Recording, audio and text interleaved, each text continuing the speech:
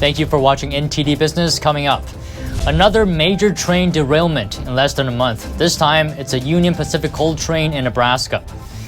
The Environmental Protection Agency ordering Norfolk Southern to clean up the Ohio train derailment, while the transportation head calls for more train safety regulation. The Supreme Court hearing a case with broad implications for free speech and social media. Social media companies' immunity from lawsuits is at stake. Russian President Vladimir Putin suspends a key nuclear arms treaty with the U.S. while blaming the Ukraine war on the West. The NBA and Chinese fintech company Ant Group are teaming up, despite the NBA having a troubled past with China.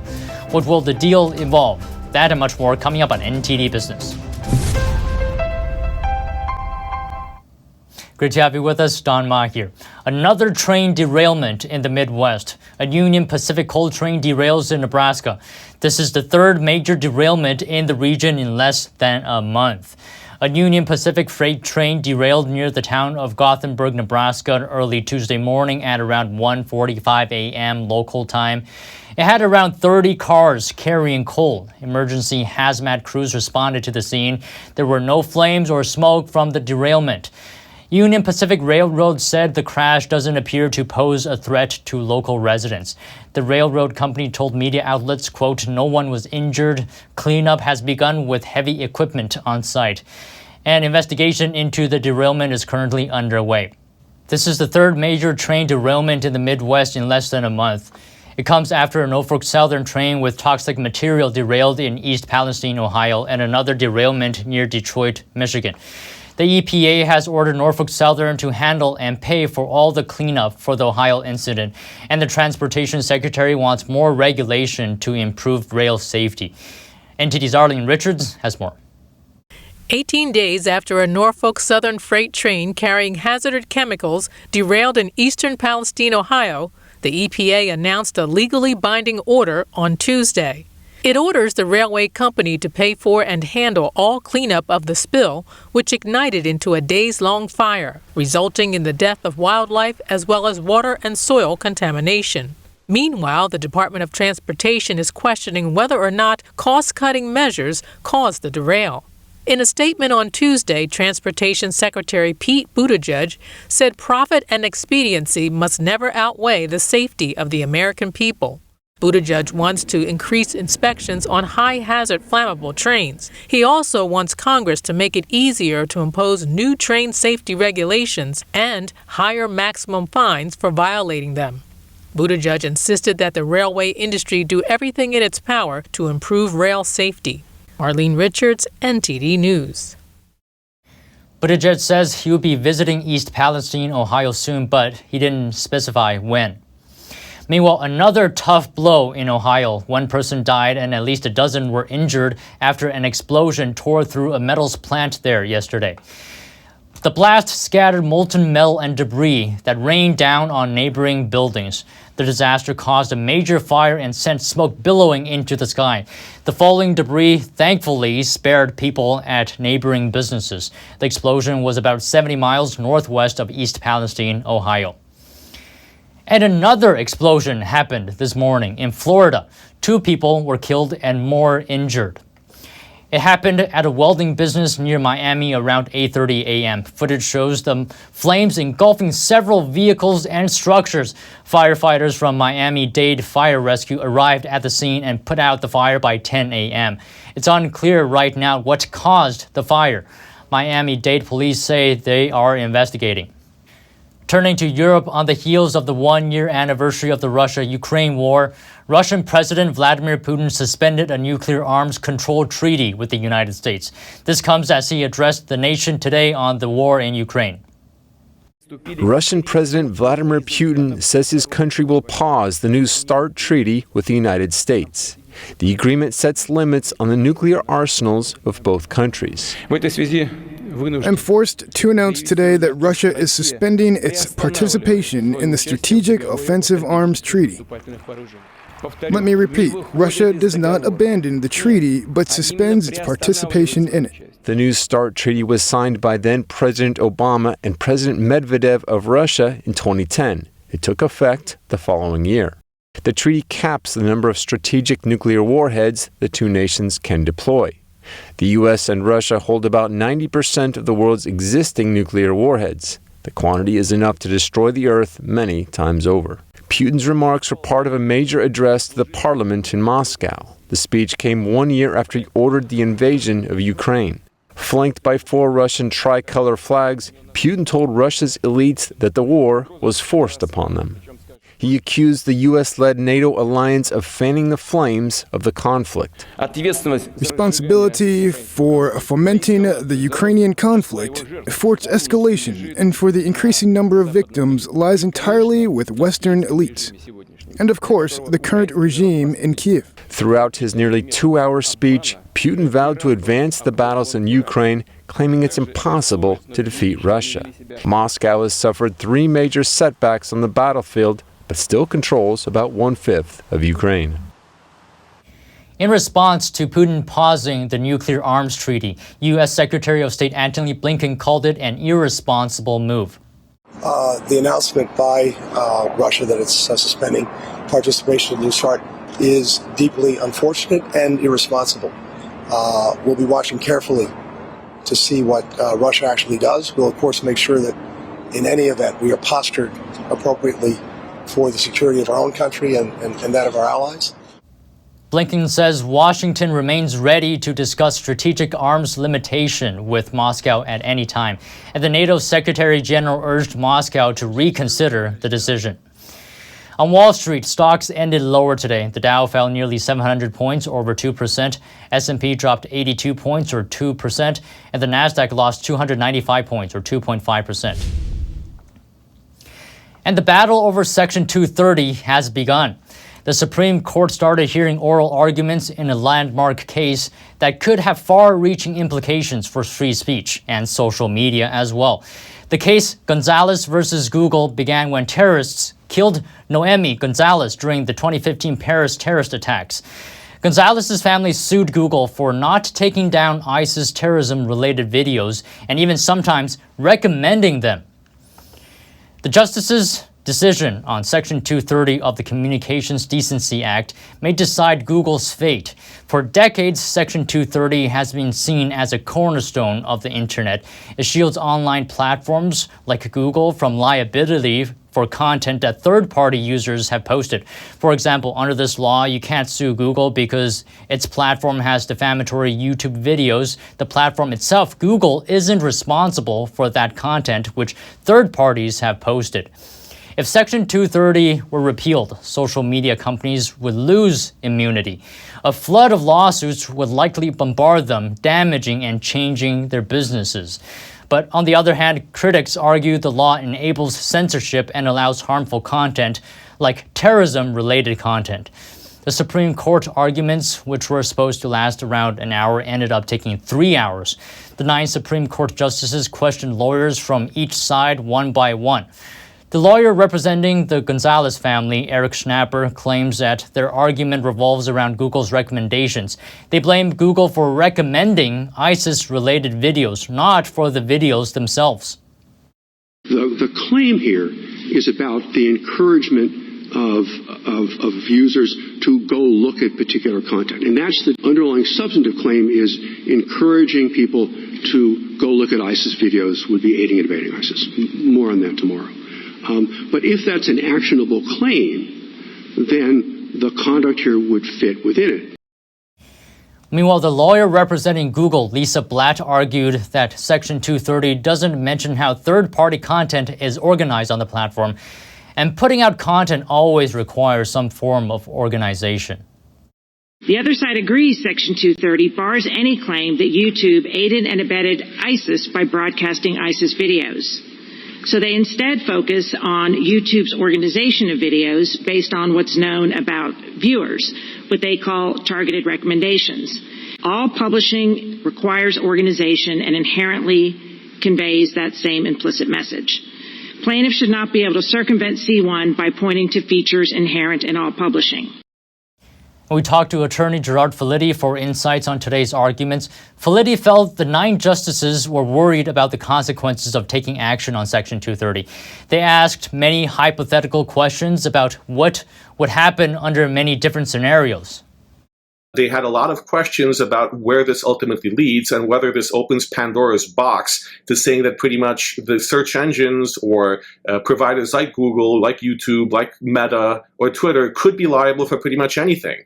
It really goes to the core of whether it's time to set aside Section 230 and whether it's time for Congress to act on it, or whether the Supreme Court can do something with this case to narrow it down a little. Felitti believes the justices will be unwilling to be in favor of the Gonzalez family. He believes they will punt the situation to Congress and let Congress decide what to do with Section 230. One issue that came up repeatedly is that they admitted that they didn't understand some of the nuances of how this worked very well. Not the legal issues, but how the internet itself works and how recommendations work, how publishing content and recommending it works, or the chain of decision within a company that says that we will promote content X and not content Y. So this lack of certainty influences how comfortable they are with issuing a ruling. Indeed, the words "I'm confused and I don't understand" popped up repeatedly during the hearing. Justice Elena Kagan even joked that they were a court, not the 9 greatest experts on the internet. Meanwhile, the justices will hear arguments from a very similar case tomorrow. The case Twitter v. Tamnay considers whether the platforms are liable for terrorism-related content. We'll keep you updated. Pharma company Merck today said its COVID-19 pill fails to prevent infection among household members. In a trial, it studied 1,500 people who lived with someone who tested positive for COVID-19. The people who took the pill were about 24% less likely to develop COVID than those who did not get the pill. Merck said this failed to meet the main goal of the trial. The results are similar to data from its rival, Pfizer. Pfizer's COVID pill also failed to prevent infections among household contacts.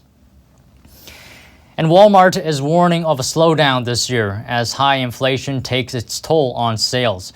America's largest retailer reported a strong holiday shopping season today, saying it saw more than 8% sales increase during its latest quarter at U.S. stores that were open for at least a year.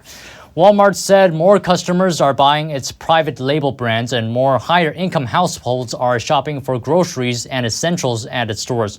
But the retail giant also says it's forecasting slower sales and profit growth and expects the year ahead will be more challenging.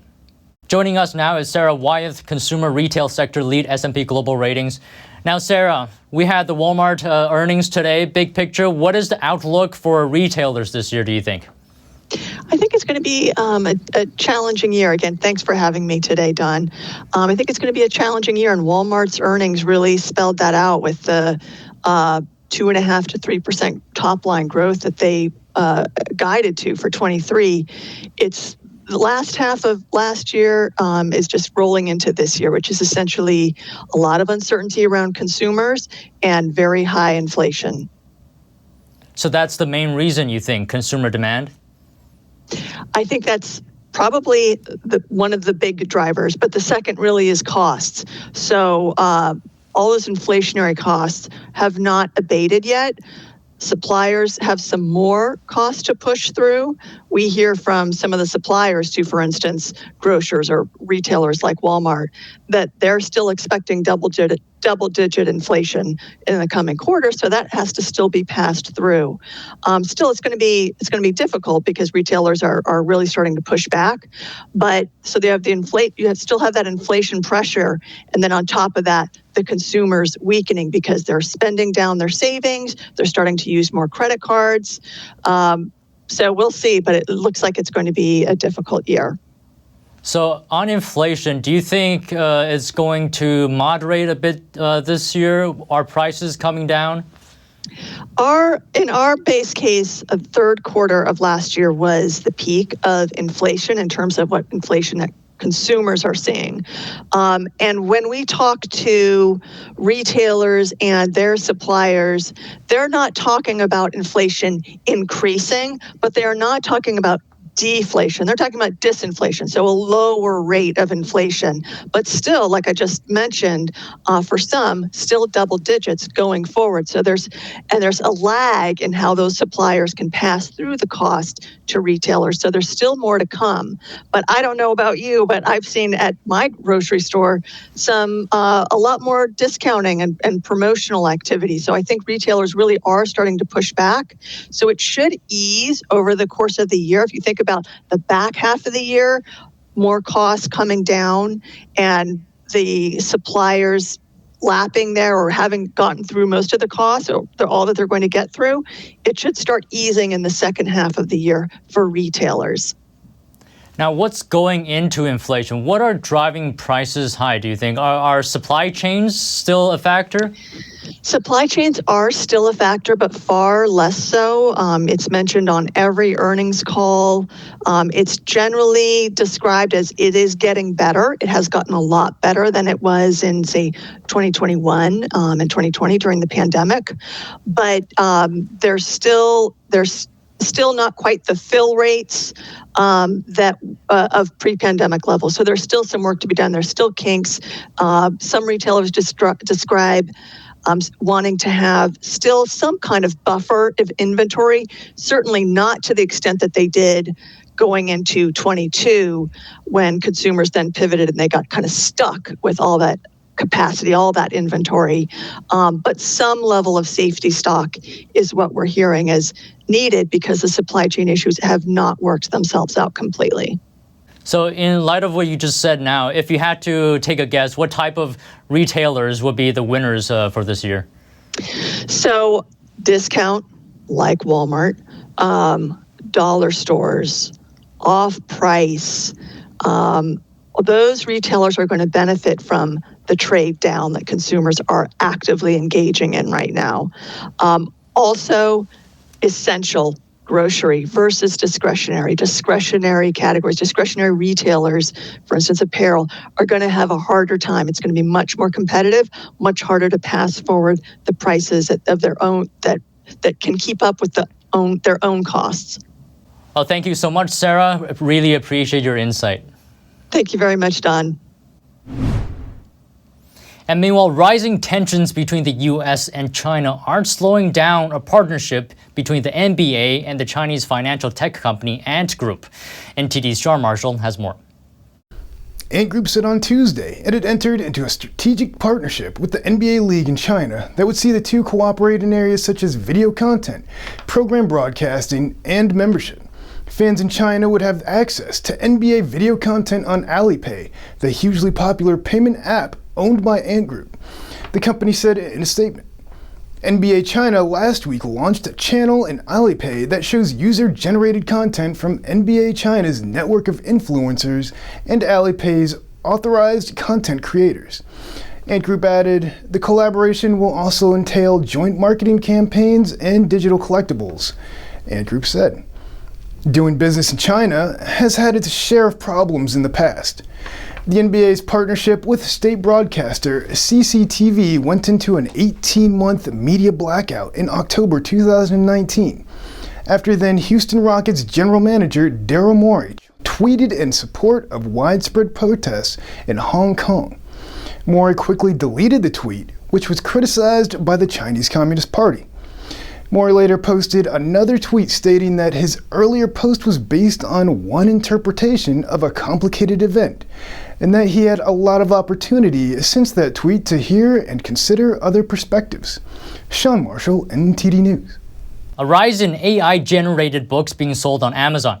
There were over 200 ebooks in Amazon's Kindle store as of mid-February that listed ChatGPT as an author or co-author. There is even new subgenre on Amazon, which are books about using ChatGPT. Some had never imagined they could be a published author, but after learning about the ChatGPT artificial intelligence program, they figured an opportunity had landed in their lap. One author on Amazon used the AI software to create a 30-page illustrated children's ebook in a matter of hours. He's now offering it for sale on Amazon. Joining me now is Arthur Herman, Hudson Institute Senior Fellow. Now, I want to have a discussion on the topic of AI. We're seeing a renewed focus, sort of, on this this area with ChatGPT taking the world by storm. But yes, can we be too reliant on AI? If we have AI think for us, do everything for us, would we lose our inherent abilities? Maybe just talk a little bit about that. Sure. Well, I think it's a pleasure to be back with you. Here's what I'm thinking we need to get straightened out is what we mean by rely upon. And we also, I think you have to have a very clear picture of what AI or artificial intelligence is really all about before we start disappearing down the science fiction hole of thinking that it's a means by which machines learn to think better and than human beings and eventually take over from human beings. But it's important to realize what AI really does. And in fact, really, it's not a technology at all. It's really an enhancement to technology. What it does is that it uses, it builds predictive modeling based on pattern recognition via machine learning applications. In other words, the more data you put into the machine learning process, the more accurate and the more precise those predictive models become. So that's really all it is. It's a pattern recognition system. I think if we think about it as a tool that generates the possibility for people to make decisions based on the information and data and arguments that are presented by the machine to them, then we're going to have a much clearer picture of what AI is all about. It doesn't replace human beings. What it does is empower human beings. The question is which ones? Wouldn't humans lose the inherent ability to do certain things if we rely too much on AI? Well, I suppose there's a remote possibility that might happen. But I think that what we have to bear in mind here is that a lot of what is going to be replaced is a lot of very tedious work. There's a whole range of other skills and a whole range of other human potentials which machines are not going to be able to replace here. And one of them is good judgment. And to be able to make the call is to, here I've got 3 or 4 options, and this is the one that's actually going to work the best for me. But at the same time, the decision is still yours. It's still someone, a human being, who's got to make that final call and make that final decision about it.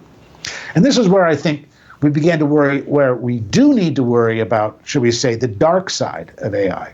And that is, who does make the call? Who does make that decision? The center for our concern should be about the human operators, the designers, the coders, those who exercise and use AI for that kind of control. It's not AI itself. It's not the machine that's the problem. The day that many fear that artificial intelligence, because of this highly sophisticated pattern recognition skill and ability to create these incredibly complex predictive models, the fear that someday they will replace human beings, I think is really much overstated. As someone put it, the day that artificial intelligence is able to replace humans is when we can train artificial intelligence to be stupid. And we're a long, long way away from that. Wow. Thank you so much today. I wish we had more time. There's so much more I wanted to ask you, but maybe next time. Arthur Herman, always a pleasure to speak to you. It's been great. Thanks. Thank you. And that's all today from the NTD Business team and myself, Don Ma. You can follow me on Twitter if you're there. And if you have any news tips or feedback for the show, you can email us at business@ntd.com. Thank you for watching. We'll see you tomorrow.